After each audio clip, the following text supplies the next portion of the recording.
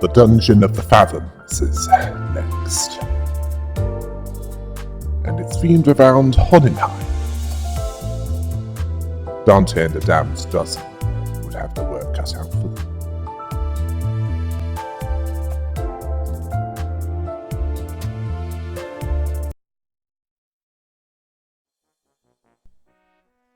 They were standing in the Dungeon of the Fathoms in their first event of this dungeon, and found themselves in the workshop where EGO gear was made. The warning sign greeted them, and the words, "If you have scored below 100% synchronization rate in the aptitude test, take only a single EGO from here." They saw them as gifts, not gears. They asked what's to stop them from taking all of them. But it's a Dungeon of the Fathoms. The same rules don't apply there. But there are rules that must be followed. They asked what to do if the flaming gauntlet was taken. It was considered the best suited for the situation, certainly for identities with a heavy focus on burn.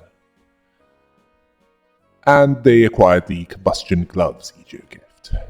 They increased burn potency for attacks that are inflicted by 2, up to 2 times per identity, and up to 3 times per enemy. Up to 3 times per enemy with burn counts, and gaining offensive level equal to the number of copies of each attack. If the combat boots with spiky bits were picked up, this was considered best for the situation if there was a heavy focus on inflicting rupture. And the spiked combat boots EGO gift was gained, which inflicts 3 more rupture up to 2 times per enemy, and inflicts up to 4 rupture count on hits if rupture wasn't on the target previously, and defensive level increases with each copy of a skill.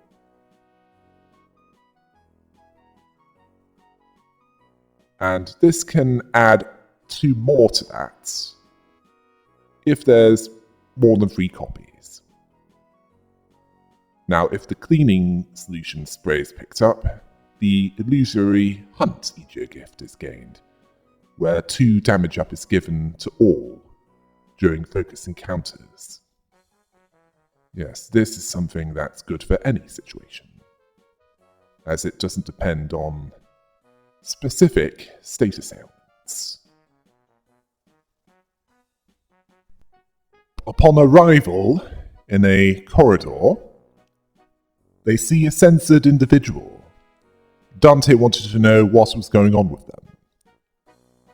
Hohenheim was relieved that he could censor them with his own will, at least to a degree. Their mission there was to classify his distortion, reach the end of that dungeon of the Fathoms, and bring him back. Their mission does not involve digging into his past. Gregor recognized what kind of place they were in, as did Yi Sang. The censored individual's speech was hard to make out, saying, "You, us." Yi Sang wanted to know what they were trying to say. Hohenheim didn't see any level of communication as possible with them, considering where they were. Heathcliff told him to do something about this. Hohenheim regrettably said that it's out of his hands. If it was up to him, it'd be more fascinating looking than that. Like the library, with every book in existence. Ishmael understood that he used to work for Lobotomy Corporation. Hohenheim confirms this. The censored individual said, "Us. Dante understood that diplomacy was worse than pointless. As the censored people, the control team members were ready to attack them, so they were forced to defend themselves against them. Dante didn't think that this could be helped. Then the fighting began of the censored Lobotomy Corporation agents, which appear to have something similar to the sloshing EGO gear and weapons. After that fight, there was a fork in the path. The direction that they chose would determine what events followed. On one path, they came across a group of researchers passionately poring over various documents. They debated on a number of things, although on this occasion it was on two subjects: emotions and flame. Regular flames don't hurt abnormalities, asking if that works. Another theorizes that a greater degree of wrathful emotions opens up the room for the fire's heat to touch abnormalities and distortions, both entities of the unknown. They then noticed the others and asked if they're the sample who agreed to that experiment. If they said yes, or rather, if they were, they should try it on, the ignition plug to test. If they're told that they had the wrong person, they're told to get out of there and are kicked out. Nothing else happened.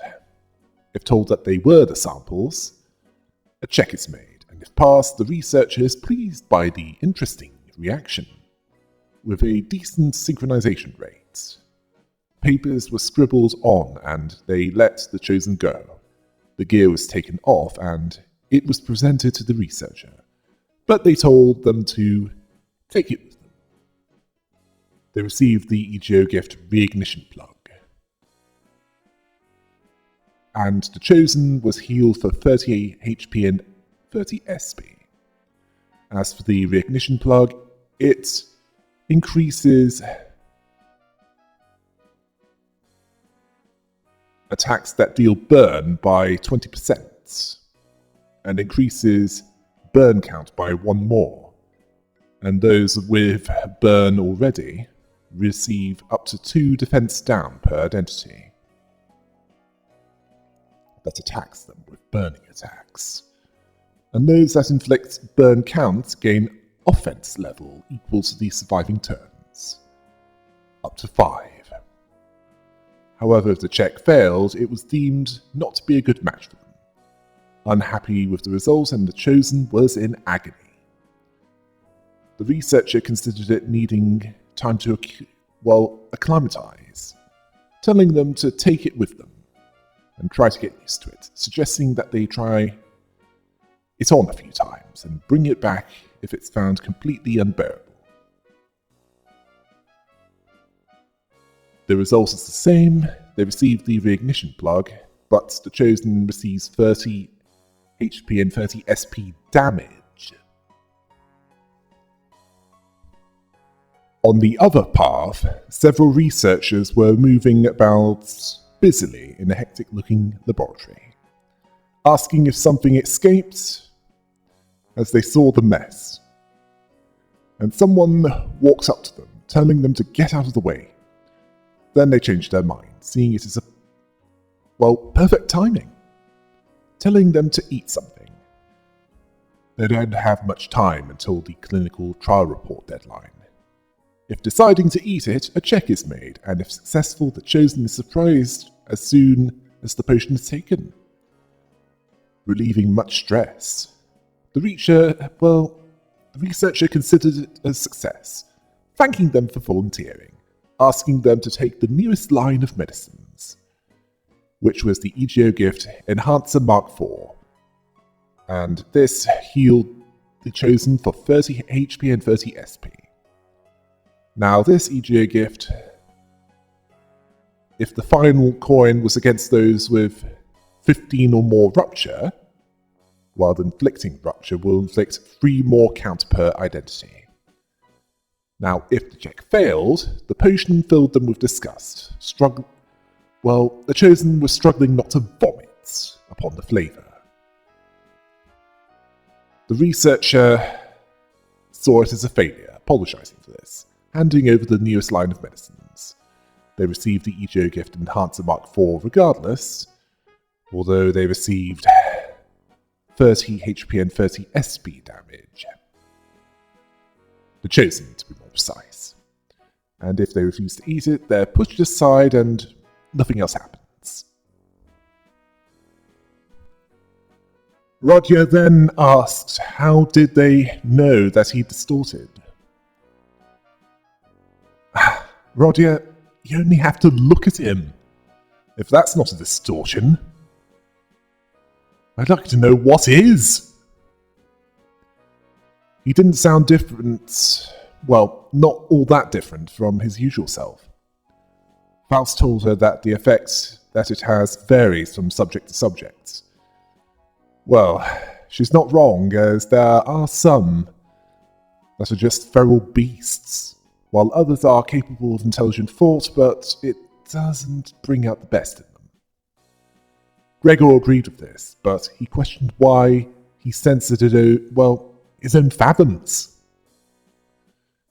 Which explained why the workers and even the branched facility looks a bit off. Honglu addressed Hohenheim, telling him that he's in the dungeon of the Fathoms.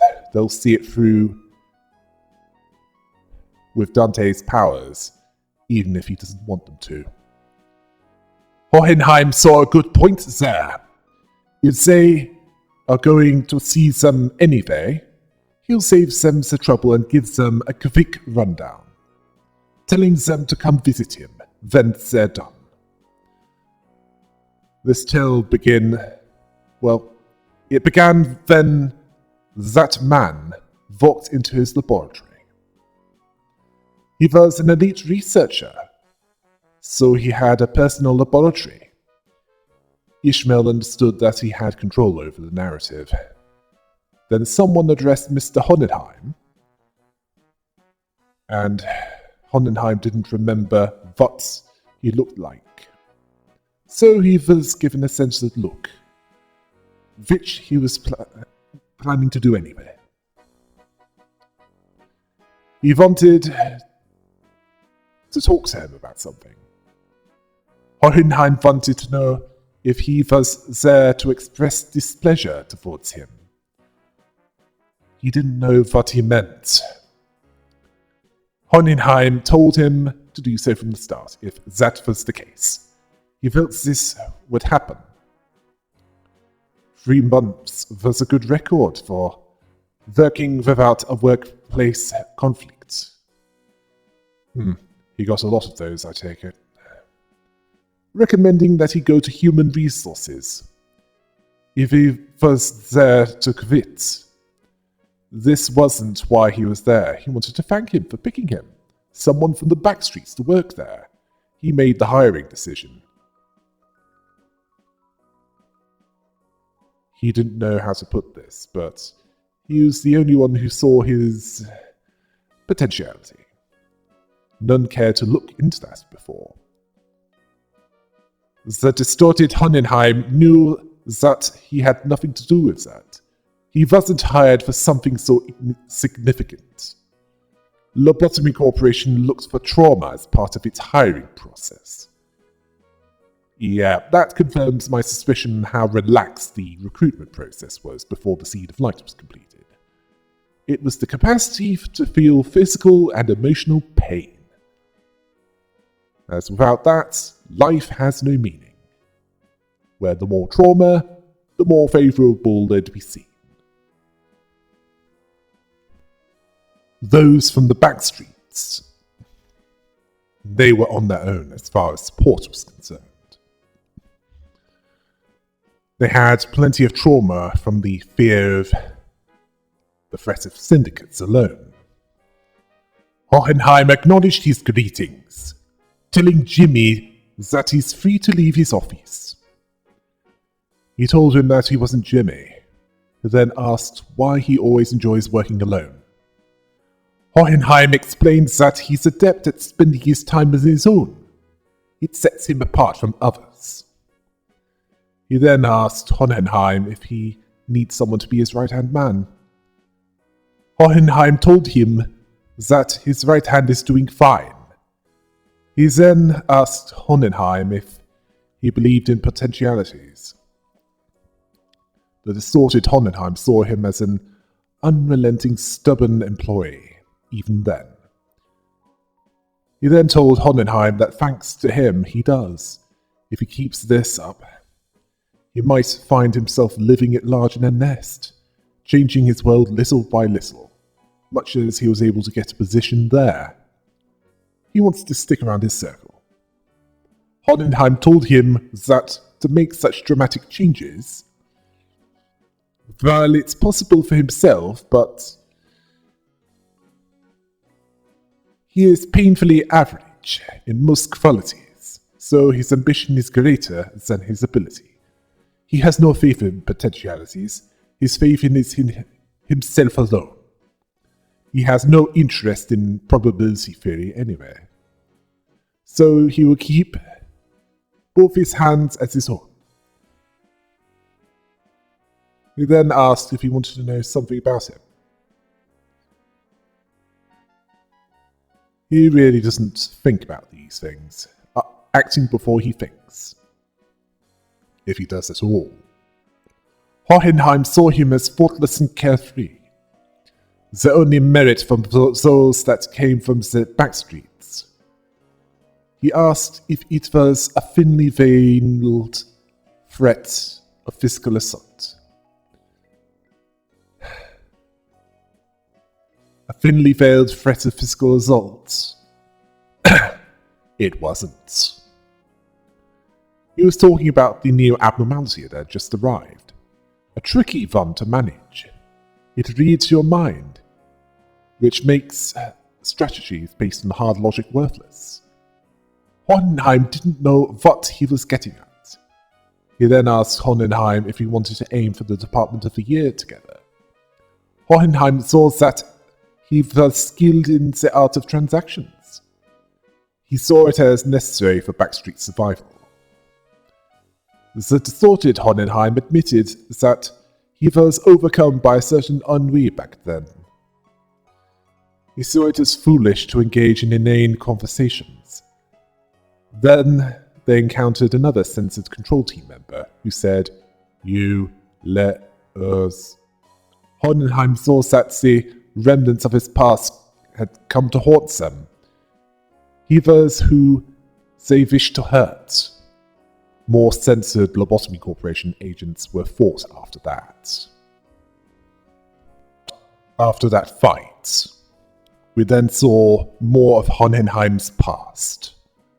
The censored man told Hohenheim that it was finally there. Yes, finally there. The Department of the Year award. Hohenheim believed that he had finally did it. The censored man was silent at this and looked at him as if to say, "Really?" Hohenheim added with some minor assistance from him and other employees. The censored man told him to admit it. A lot more employees were greeting him, which was an improvement over when his reputation was not that good. It's because he was good at being his right-hand man. Hohenheim admitted that his intuitive and spontaneous eye was of some assistance when it came to identifying certain observations about abnormalities. He told him that this was the potentiality that he was talking about, what he saw in him when he hired him. The distorted Hohenheim apologized for ruining the moment. Yeah. The distorted Hohenheim apologized for ruining the moment, but the next few years moved quickly and busily without any significant trouble. There was a few more Department of the Year awards, some promotions, yes, some promotions and some collaborative researches. Yet it all came to an end during the fall of Lobotomy Corporation, as in then the seed of light was released. The censored control team member said, "You, us." It was obvious, even though their words were fragmented. It was clear what they were saying. Then we heard, You left us. He saw them as birds of endless resentment. He left them behind, is what they said. And this caught Dante's attention. Yi-Sang knew what day this was. They certainly knew where they were that day. Gregor remembered what Yuri said. That winged remnants that weren't so fortunate as Hohenheim when it came to employment. Yuri was one of them. The site crumbled in an instant, trapping the employees with the abnormalities. The censored man wanted to know what that sound was. Hohenheim silently knew what it was. He could feel the whole structure quaking. Then the PA announced that site burial would be initiated in 100 seconds. Any remaining employees must immediately evacuate the structure. As the countdown was happening, he saw the escape ports to the surface was there. But only one seat was there, and the next one was in 5 minutes, which was 200 seconds too late for the next one. Hohenheim was hesitant to say what he wanted. Then it shifted to the dungeon version. He told them to listen closely, at the risk of sounding callous. The chance of survival in cases like this is usually granted to a very small minority of those affected. Some might rely on drawing lots to see who gets to escape, while others would determine this by might makes right. But with his intelligence, he believed he saw that those clinging to mediocre office jobs and paying off debts. And then there was him, with his groundbreaking theses and research results at such an early age, whose life was of better worth. The distorted Hohenheim told them that was where the tale ended. The compound collapsed 90 seconds later. He saw them being left behind and boarded the escape pod and survived. Ishmael asked how could he do this without even a hint of remorse. You're honestly surprised by that. There are those that would act their way for... well, they'd act that way for less than that. Hohenheim saw wrath as a hideous emotion. He is there now because he maintained a cold, rational head. Then the branch facility within the dungeon of the Fathoms collapsed, as if his heart was crumbling as well. He told them that... now that was over, he invited them to face him, to end the experiment. Dante was struggling to deal with this, finding and defeating him in a fight. They understood that alone would bring him back. Ishmael agreed with him. Or them, yes. Ishmael agreed with them. That's not all there was to it. Another fork in the path was found, and depending on the path chosen, that event would be encountered. On one path, they see the Ardor Blossom Moth within the containment unit. Small crimson particles... yes, small crimson particles of flame surrounded like an aura. The flaming wings die out one moment, only to roar vigorously in the next. An incessant attempt to set fire to everything around it. The researcher sees it as beautiful. Yes, a beautiful specimen, asking if the observations were finished. They've been learning much about it. There's a lot of unknowns about it still, asking what Egeo gift can be acquired from it. If subaquatic blossom was said, the researcher told them to pay more attention next time, and nothing happened. If Helterfly's dream was said, this was seen as correct. Then they gave out something to kindred souls, a burning, flickering flame from the abnormality. The Egeo gift Ember was then received, which inflicts 1 to 2 more burn counts if the target has 2 to 7 burn count, which triggers burn once and reduces burn count by 1, 2 times per enemy or part. On the other path, they saw the Fey Lantern within the containment unit. A cyan-hued fairy fluttered towards the wiry ancient branches of a tree and softly landed on one of the branches. The branch seating the fairy swayed, as though to entice them to get closer to it. Bright, countless yellow eyes glimmered from the shadows beneath its roots. The researcher saw it as a beautiful specimen, asking if the observations were finished. They've been learning much about it. There's a lot of unknowns about it still, asking what EGO gift can be acquired from it. If Midwinter Nightmare was said, this was seen as correct, and then gave out something to kindred souls. They received a bony twig from the Fey Lantern itself. This was the EGO gift Twigs, where each time Rupture activated 3 times with... Yes. It inflicted 2 offense level down, up to 3 times. However, if Concavity was said, the researcher told them to pay more attention next time, and nothing happened.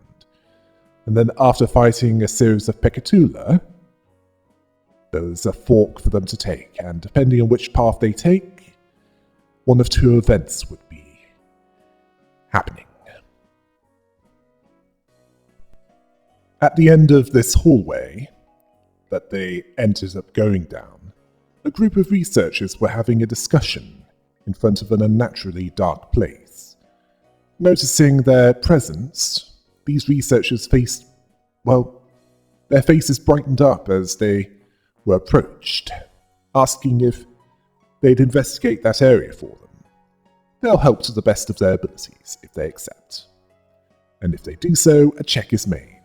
If they pass, the researcher saw the enthusiasm. Liking this attitude, telling them to take something with them, it'll help them in their investigation. They then examined them, and once they finished, they were in perfect shape again. All were healed to full HP, and the EGO gift regular operational gear was acquired. Yes. Now, with Limbus Company abilities, it grants 1 more offense level, and 15% more damage with skill 2, 2 more offense level, and 30% more damage with skill 3, and if there are 4 more Limbus Company identities as backup units, 2 random allies will gain 2 offense level at the start of the turn.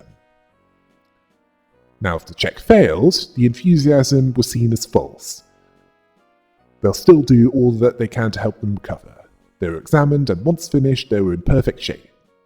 They were all fully healed. If they refused, the researchers allowed them to walk away, seeing it as their loss, and nothing else happened.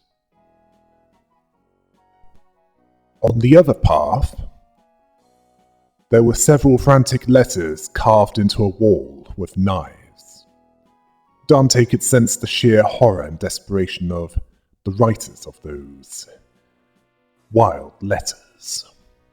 A tale written in terror. And this message was, "They're swarming us. The monsters. I hear them. They're breathing. They're all going to kill us all. Save me, please. Someone, anyone, save me. I don't want to die. Please." Fear is what drives people into madness. The monsters are near. I can feel the rumble of their feet. They are coming. Some sentences were unfinished. Death carved deep. If they ignored the letters and moved on, nothing good can be seen as coming out of poking around in there. It wouldn't be seen as good for the others. They decided to quickly walk away from that place, and Nothing else happened. If they looked around some more, a check happened. And if passed, the Chosen pointed to an area on the wall. There was a small crack between the countless scribbles of letters.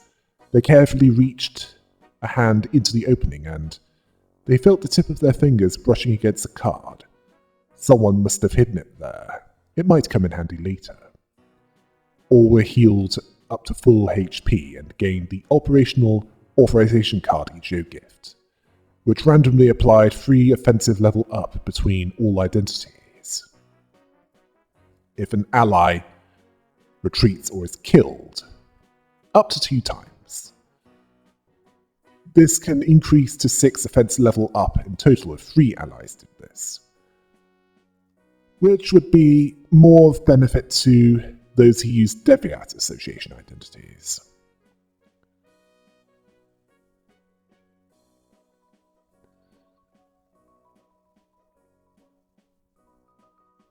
Yes. 3 allies with the lowest HP would also heal 15, 10, and 5 SP each, although it doesn't work if they're panicked or corroded. If the check failed, an area on the wall was searched, and there was a small crack between the countless scribbles of letters, and the Chosen reached their hand into the opening and found a healing ampule sticky with blood. There was clearly a fight over that ampule. Lingering despair and death was all over the place. They used the ampule and moved on. All were healed up to full HP, but all lost 5 SP due to the circumstances of it being found. They arrived at the entrance of Hohenheim's laboratory, who addressed Heathcliff, saying that this is his final order to him. Either suppress him and return safe to where he came from, or fail the suppression and place him in a containment unit and observe what happens next. Dante didn't like the sound of that. Then Heathcliff strode forward, telling him if he still believes in that potentiality. Hohenheim didn't answer. Well, Heathcliff certainly did. It's what kept him going. He heard that Hohenheim only hired researchers from the backstreets, that he was a pompous bloke, but thanks to them, they can continue to research and believe that there might be things in that world worth working towards. Hohenheim, he wasted no words with this, and they've forced to fight him. He was weak to wrath, ironically, and gluttony, but strong against sloth, gloom, and envy. He inflicts subjective observation on all, and gains poison points count, based on how much of it there was. 1 tremor and tremor count is inflicted on them for every 10 of these. And this is up to 3 times. And every 3 turns, he blocks, and if no HP damage happened after the shield was attacked, as in if there's still some shield left, the next attack will be stronger, and that attack will be the trigger extinction sequence. And this is certainly if the poise is at 30 or higher. Most of his attacks inflicted tremor, which hits harder depending on how much poise is gained, which can also inflict tremor burst upon a critical hit. Blocking gains poise, and count is also added. If the shield was there and the block is stronger, if more poise is there, of course, and every 4 turns the trigger extinction event will happen, which is a multi-target attack, one that cannot be broken. It uses poise to increase power and damage, along with more critical hit chance. But if the clash is lost, even considering that it will attack anyway, the poise count left would be halved. And if no damage was taken by them, by Hohenheim, or rather on Hohenheim, a critical hit will be guaranteed. If he takes damage, this attack will deal 80% less damage, and if he critical hits, Tremor Burst will happen 3 times at the cost of Tremor counts by 3. Each time Hohenheim uses Trigger Extinction Sequence, up to 3 times, an event happens. The first time this happens, Dante asks, is asked, "What plagues your mind, manager?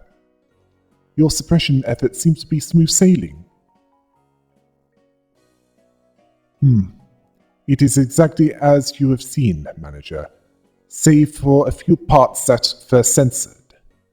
I concealed nothing from your view. I don't believe I have committed any wrong by escaping that place alone, leaving the others to be buried there. Of course. It may be reprehensible from a moral standpoint, but why would anyone ever look at it from that perspective, manager? Especially when you are well aware that in the city, such a perspective is entirely relevant and worthless. Yes. Dante could feel his gaze on them. Like he said, the suppression was going smoothly. Quite well, but this felt wrong. That it shouldn't end like this. Dante asked, what should they tell him? What is Hohenheim trying to hide from them? The second time,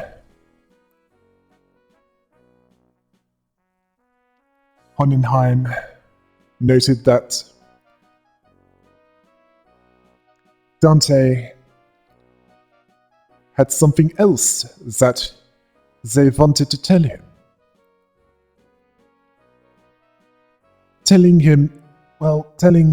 Dante to go ahead and ask. He was prepared to answer any of their questions. Dante could feel Hohenheim's gaze lingering on them. What should they say this time? What is Hohenheim trying to hide from them?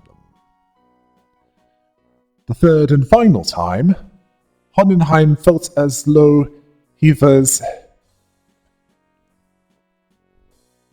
giving Dante quite a few replies, but there is simply so much curiosity in their ticking noises. Hohenheim saw that they had some aptitude to be a researcher as well, aside from that of a manager, yet not all questions can be answered.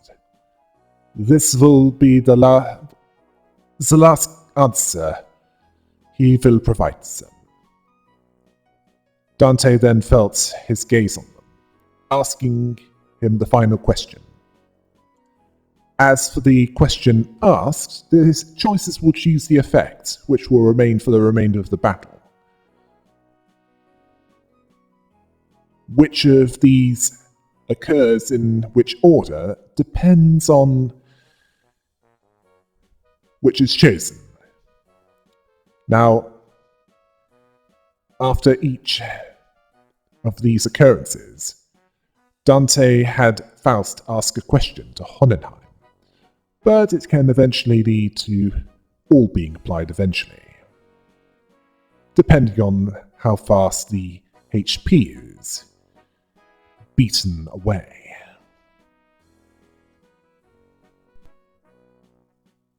Dante, if they asked, what if he did feel like what he did was wrong? And Faust translated,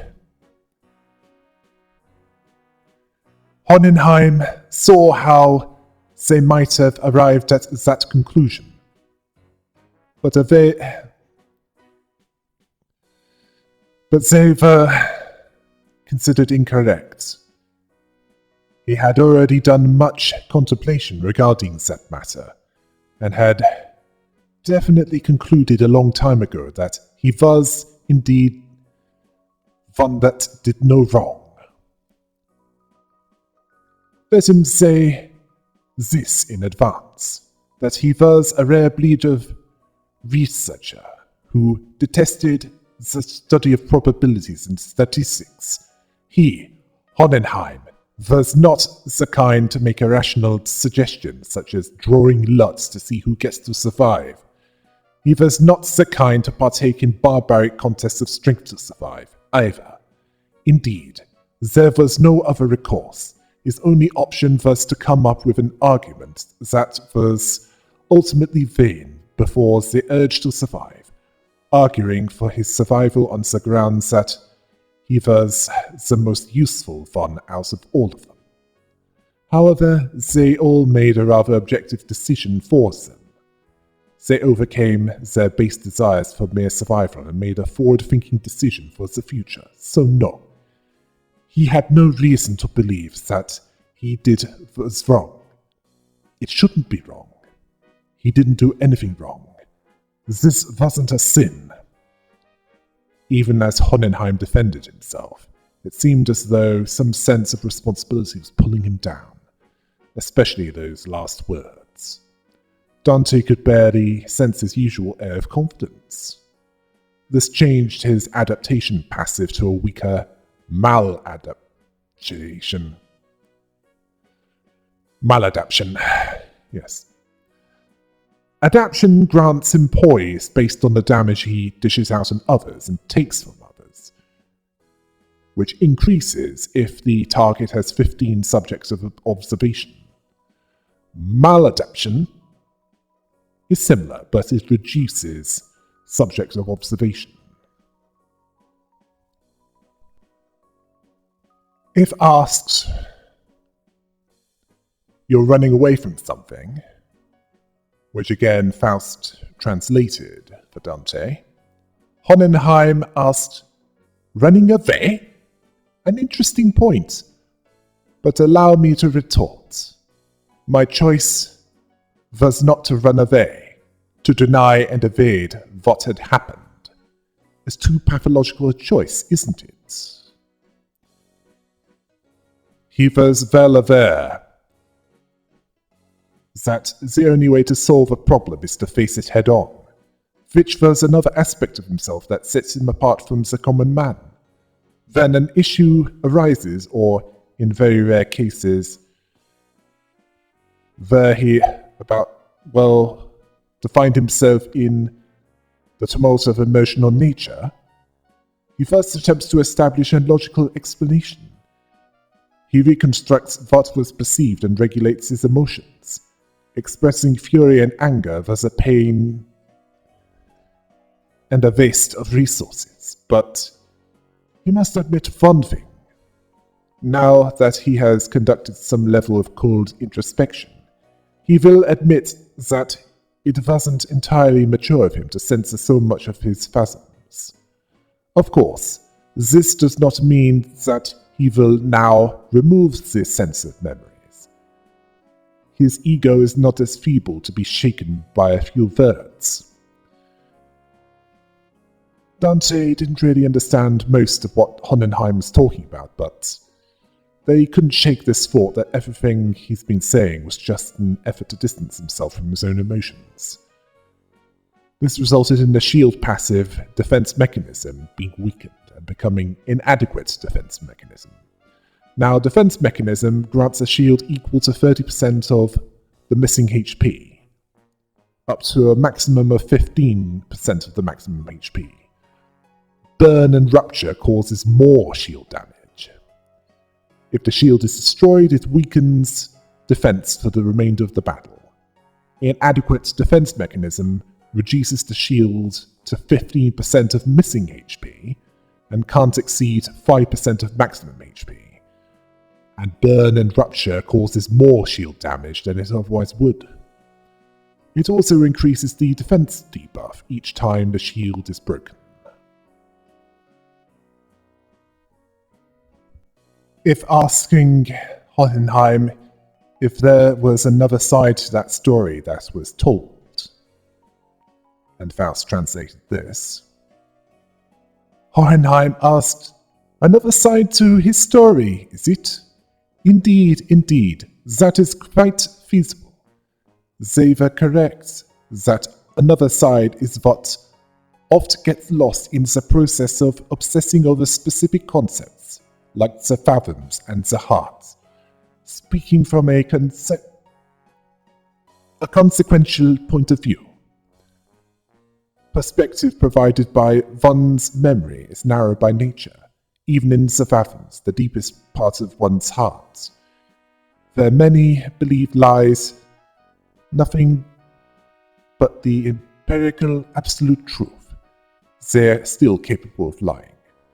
Fascinating, isn't it? They call this metacognitive error. Some call it unconscious bias as well. He saw this. They argued that the story he has told them was simply a fabrication. Indeed, he had not shared any perspectives from his employees, but there is no way by which they may verify them. Anyway, isn't it obvious why that was? They're all buried underground, relieved even of their final words. Dante could finally understand, at least to a degree, what Virgilius and Don Quixote had been telling them. Though there was nothing to call a human face remaining in Hohenheim's distorted form, they thought that they caught a glimpse of loneliness from Hohenheim's expression, which caused his confirmation bias passive to weaken to self-doubt.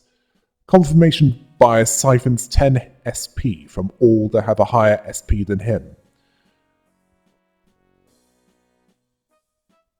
Well, from 3 of them, and can't stack on the same target, but doesn't activate if his SP is minus 45. Self-doubt causes him to lose 15 SP and siphons 5 SP from up to 3 targets, so basically cancelling it out.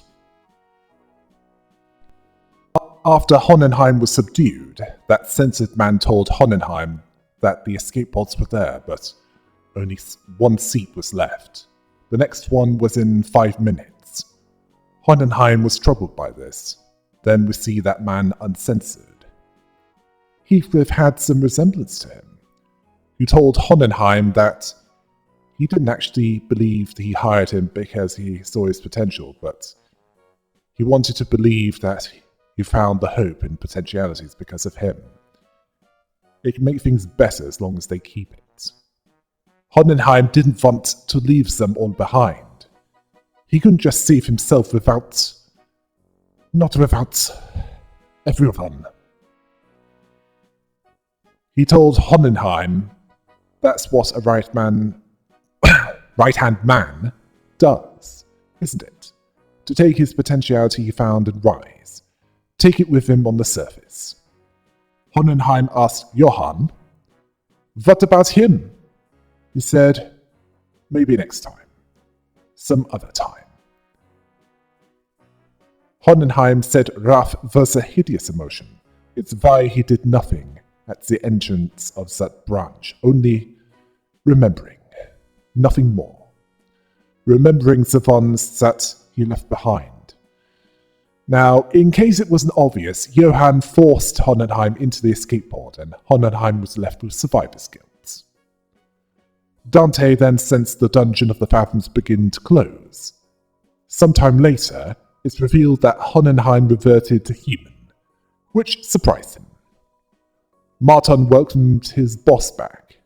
Hohenheim once wished for someone like Heathcliff. Ishmael objected to that, as they don't want Heathcliff to be like Heathcliff. The reason for this was that it wasn't easy to put his faith in something not related to games of numbers, but in slimmest possibilities of the world and continue to exist.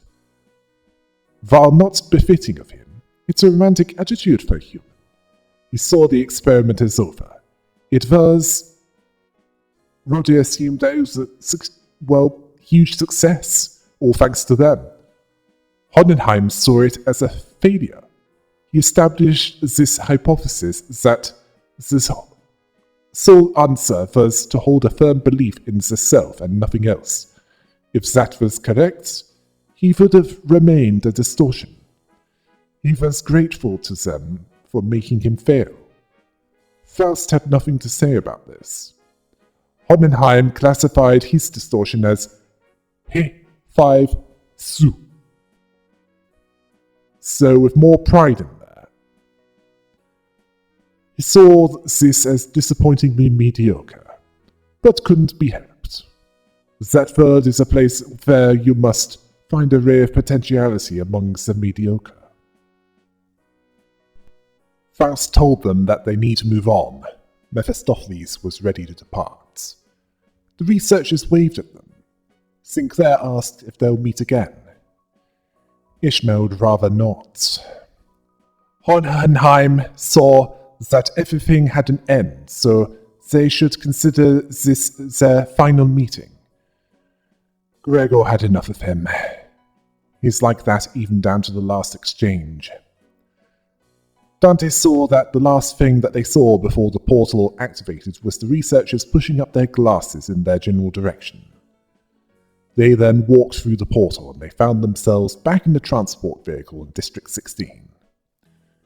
They didn't even get to learn why Gregor's bones made those cracking noises. All they learned was the damned dozen had all become mediocre. But they could become better. They had much to think about due to the events that transpired as they returned to the bus where Charon and Virgilius was waiting for them, as the journey to Honglu's home district continued. Hohenheim was certainly a foil to Yuri, while Yuri ran away on her own volition and wasn't able to deal with her unfinished business. Hohenheim, on the other hand, was forced to go into the escape pod by Johann, forced to leave, and was helped to deal with his own survivor guilt. Let's talk about the aspirant W Corps before we conclude this. Apparently it's rare for a company to try and take over a wing before it falls. Also, this aspiring wing seems to be big on making portals, which apparently, it appears to be more efficient than the current W Corp setup, which is keeping the passengers in torment for many centuries, suspending time for that duration and then loading a save state when they reach the destination. Now with portals, they could just walk through it from one point to another, as if they were walking through a door into another room. They're even sorting through the bugs before it's released to the public. Limbus Company is even investing in their efforts. While there are differences in Limbus Company's business model, they use similar methodologies to Lobotomy Corporation, such as using containment units, keeping abnormalities and conducting experiments that many would look at and go, "Ooh, that's going too far." Even by that world's standards. It's possible that Limbus Company is seeking, Limbus Company is seeking to fill the wing slot of District 12, left vacant by the fall of Lobotomy Corporation. Not just considering that they've lifted much of the procedures wholesale of that wing, and even modifying it for their own purposes. Then we have Gregor. There's problems with his back, and it's looking like the biomimetic arm might have something to do with that. The mutation that makes it, let's just say there was at least one identity where his mutation was much stronger than it was in the main universe.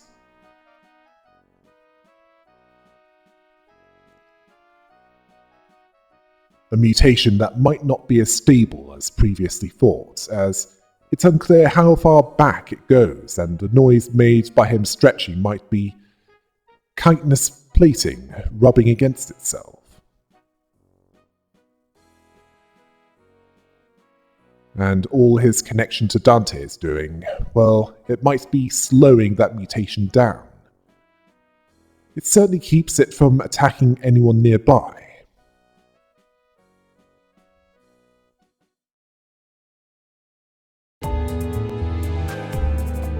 Well, looks like next for me to go over is the merry-go-round refraction. Until next time, hail the rabbit!